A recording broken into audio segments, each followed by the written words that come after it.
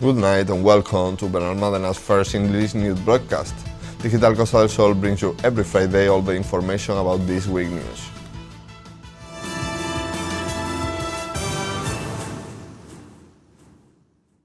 The mayor of Benalmádena, Víctor Navas, valued positively the hotel occupancy data during Easter in the municipality. Between the 8th and the 18th of April, we had the best data on the province, surpassing 85%. Easter, good weather and the elimination of the restrictions to fight the COVID-19 pandemic made the tourism sector start recovering the pace and data of 2019. According to the Association of Hotel Businessmen of the Costa del Sol, the month of April will close with an average occupancy of 72% in the province, of which 59% are already of international origin, compared to the national 41%. AECO separated two sections from April 8 to 18 and from April 13 to 18. The first of these has closed with an occupancy rate of 75%, of which 55% have been of international origin, compared to 45% national. In those 10 days, Benalmádena was the municipality with the best data, reaching 85%, ahead of Málaga with 84%. Last week, the mayor of Benalmádena, Víctor Navas, valued the data. We are very satisfied. Benalmádena has an enormous potential for the quality of its hotel offer and its tourist infrastructures. Therefore, it is especially important that we are able to adapt to the new needs that tourists and visitors demand and the new milestones that today set the quality standards in tourist destinations.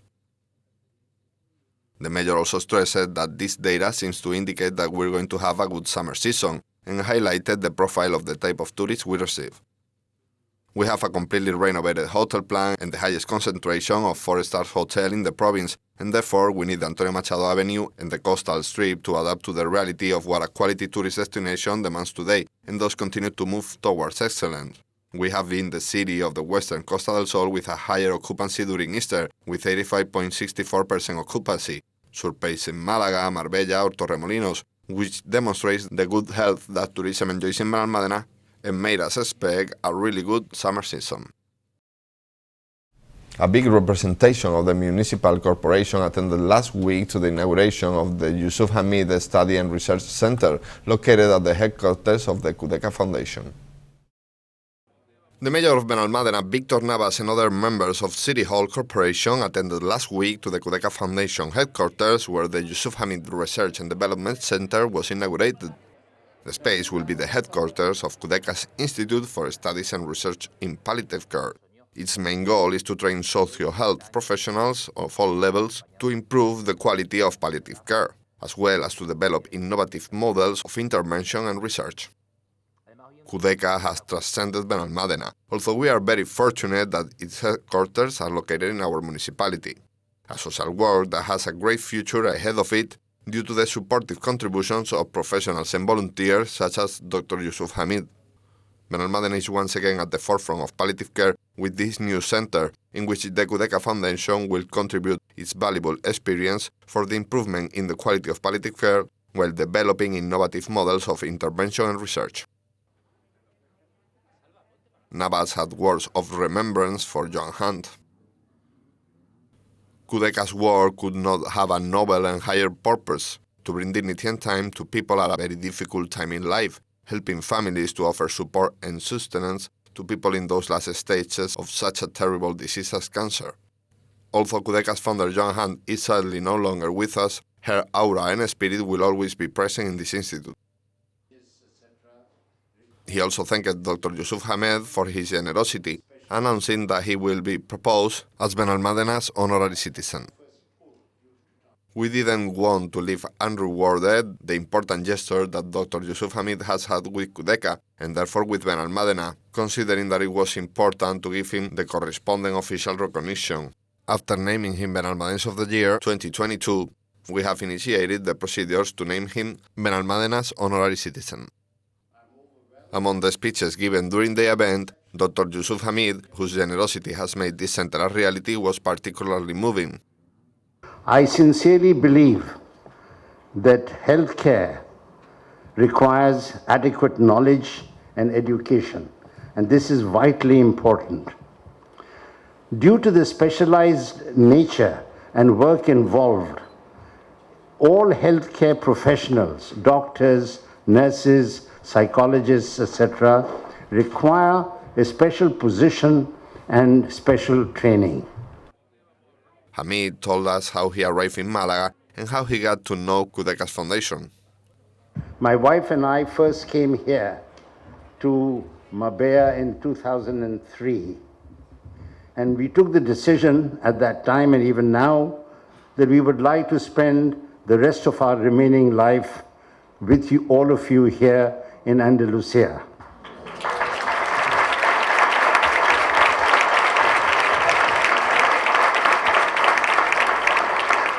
In 2010, we were introduced to Kudeca 12 years ago. And at that time, we met Joan Hunt, the founder. And from the very first meeting, as Mr. Ricardo mentioned, we became very close friends, not only with her, but also with all the senior management here in Kudeca, including Dr. Marisa, Mrs. Susan, Mr. Rafa, and now in the last few years, Mr. Ricardo. We are now all one part of the Kudeca family. Sadly, Joan Hunt is no longer with us on this occasion, which she would have really cherished. However, her aura and spirit will forever be the guiding light for this new Kudeca institution. He also spoke about how this new research center was born. A few years ago, the idea to set up this center in Kudeca to teach healthcare professionals allied to research and training was proposed, and everyone, including Joan Hunt, was more than enthusiastic about the concept. She and Dr. Marisa here had envisaged this way back in 1992. And this today is part of the growth and progress of Kudeca. When we heard about this and took part in the talks on this, we, the Yusuf and Farida Hamid Foundation, decided wholeheartedly to sponsor this project. And today, this center of Kudeca has become a reality, and we are all happy and proud to be here. Joan Hunt's legacy and memory will always be a part of this institution. It is worth mentioning that it will be the first center of this kind in Spain. I believe that this institution that we have set up here today is the first of its kind in Spain, and perhaps the first of its kind even in the European Union. And this is something that I believe Ben Al-Medina and Andalusia should be very proud of. The academic work that is being done here and through the various postgraduate courses that the University of Malaga has developed in coordination with Kudeca will go a long way to alleviate the suffering that you see among terminally ill cancer patients. I congratulate the University of Malaga for this gesture of social responsibility and solidarity. The intention here is to educate and train healthcare professionals, not only from Spain, but from all over the world. And I believe, and I was informed, that already many people from South America have enrolled for training at this institution. Dr. José Ángel Narváez, rector of the University of Malaga, Dr. Juan Pablo Leiva, president of the Spanish Society of Palliative Care, and Dr. Catherine Pitus, director of the International Association for Hospice and Palliative Care, were also invited to the event. Representing Kudeca Foundation, there were Ricardo Urdiales, the president, Dr. Marisa Martín, manager and medical director, Mr. Rafael Olaya, assistant manager and financial director, and Mr. Ángel Bataller, head of Kudeca's institute. Municipalities throughout Spain are facing the problem generated by declaring unconstitutional the way of calculating the tax on the increase in the value of land of urban nature, known as capital gain tax. The Mayor of Benalmádena, Víctor Navas, announced last week a modification of the tax ordinance, regulating the tax on the increase in the value of urban land, which will be taken to the next ordinary plenary session for approval.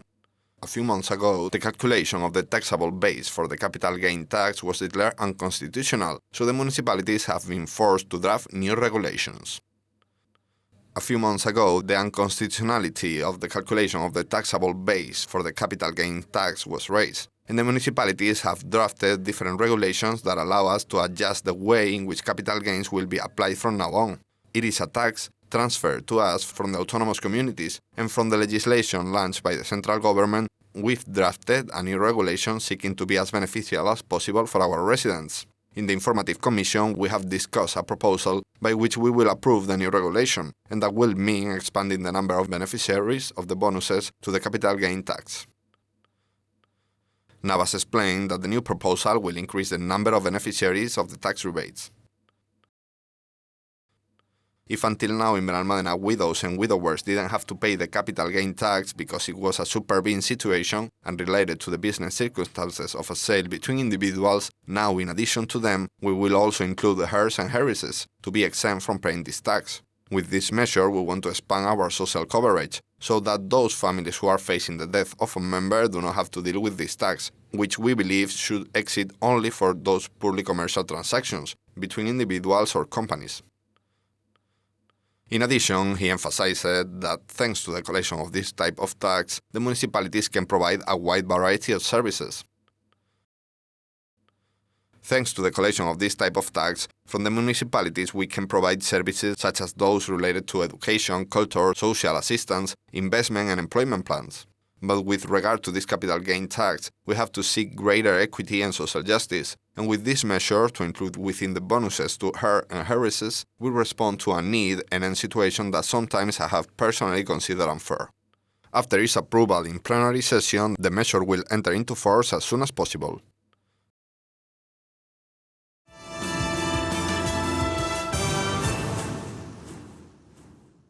The local police force is carrying out a control campaign to avoid irregular practices by VTC vehicles in response to complaints made by the taxi sector, as announced by Security Councilman Javier Marín. Security Councilman Javier Marín informed the media last week on the continuity of the control work for the activity of VTC transport. The goal is to avoid irregular practice such as waiting on public roads to attract new customers, something that is forbidden by the current legislation. On some occasions, they exercise unfair competition to the traditional cab sector.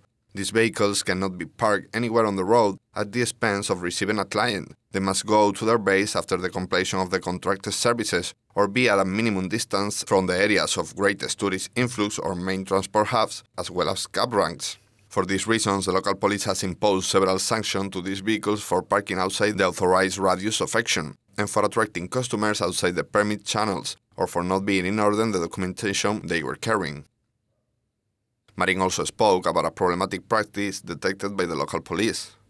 At the same time, the work of the local police has detected that cabs from other localities pass through Benalmádena without matching their number with the service they're running, another fault that is pursued and controlled to give security to users, because sometimes the corresponding rates are not charged. The councilman made an appeal to the citizens, asking for collaboration with the cab sector. From here, I appeal to citizens to collaborate with the cab sector and to not stop reporting irregularities in this regard. This sector is also part of our local trade. We do not close the doors to fair competition posed by VTCs, but we will continue to pursue and sanction when irregularities occur in their services. The rules of the game are there to be complied with. This government team has a clear sensitivity towards the cab sector, which we consider makes an essential contribution to the tourist image of the municipality. These control campaigns are important measures to help a sector that was especially hurt by the restrictions forced by the pandemic. Self-employed workers have suffered especially the crisis caused by the pandemic. To help them survive in their sector, the government is extending the financial subsidies until the end of June. The Spanish government has extended the availability of the core COVID-19 financial subsidies for the self-employed until at least the end of June.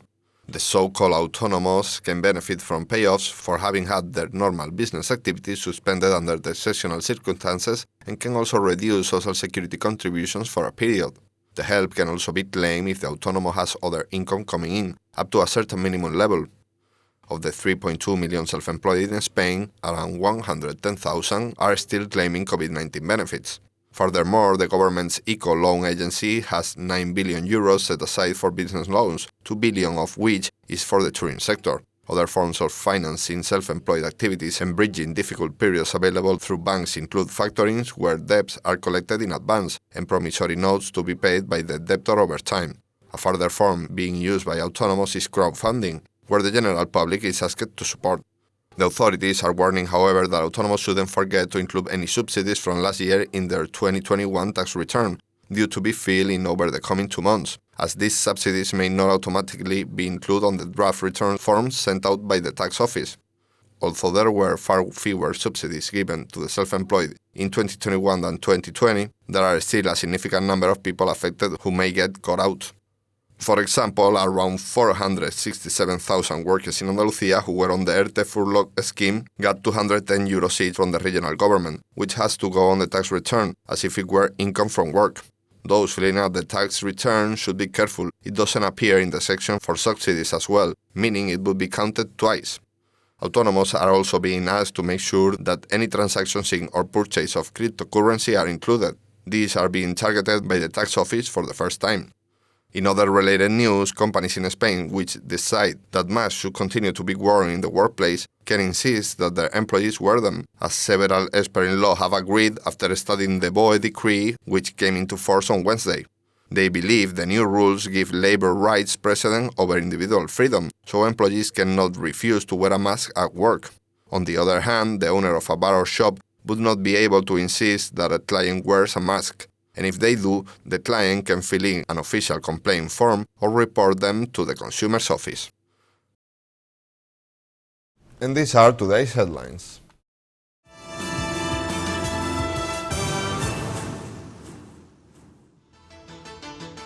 Benalmádena has the best occupancy in the province on Easter.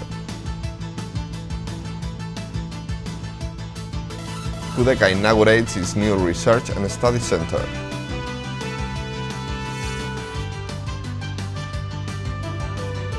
The town hall prepares change in the capital gain tax.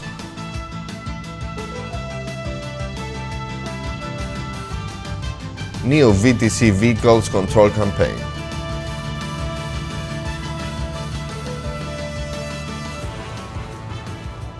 Extended subsidies for self-employed.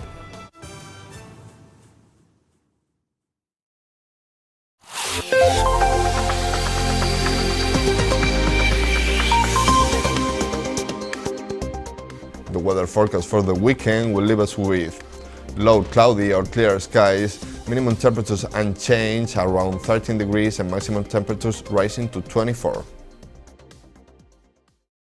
And that's all. Thank you for watching us, and remember, you can stay updated on our website or social media profile on Facebook and Twitter. Have a good night and enjoy the weekend.